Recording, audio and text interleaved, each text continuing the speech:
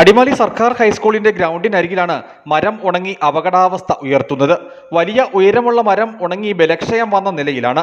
മരം പതിയെ ചരിഞ്ഞു തുടങ്ങിയിട്ടുണ്ടെന്നും സമീപവാസികൾ പറയുന്നു. മരം നിലംപതിച്ചാൽ വലിയ അപകടം സംഭവിക്കും. സ്കൂൾ തുറന്നാൽ സദാസമയവും ഗ്രൗണ്ടിൽ കുട്ടികളുടെ സാന്നിധ്യമുണ്ടാകും. സ്കൂൾ തുറക്കും മുമ്പേ അപകടാവസ്ഥ ഉയർത്തുന്ന മരം മുറിച്ചു നീക്കണമെന്നാണ് ആവശ്യം.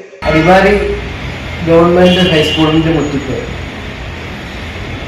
ഉണങ്ങി വീഴാറായ അവസ്ഥയിൽ വളരെ അപകടാവസ്ഥയിൽ ഒരു വലിയൊരു മരം നിൽക്കുന്നു.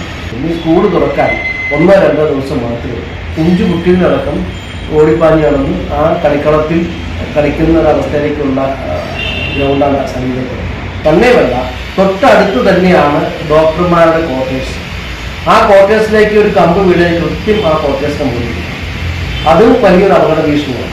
വളരെ അടിയന്തരമായി PTA അധ്യാപകരെ ബന്ധപ്പെട്ടുകൊണ്ട് ആ ഉണങ്ങിയ മരം ഇത്രയും പെട്ടെന്ന് വെട്ടിമാറ്റുവാനുള്ള നടപടി സ്വീകരിക്കുന്നതാണ്. ഗ്രൗണ്ടിന് സമീപം തന്നെയാണ് അടിമാലി താലൂക്ക് ആശുപത്രിയുമായി ബന്ധപ്പെട്ട ക്വാർട്ടേഴ്സുകൾ പ്രവർത്തിക്കുന്നത്. ഉണങ്ങിയ മരം ക്വാർട്ടേഴ്സുകളിലെ താമസക്കാർക്കും ഭീഷണിയാണ്.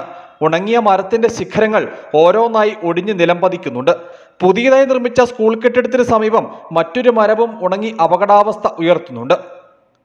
News bureau, Adimali.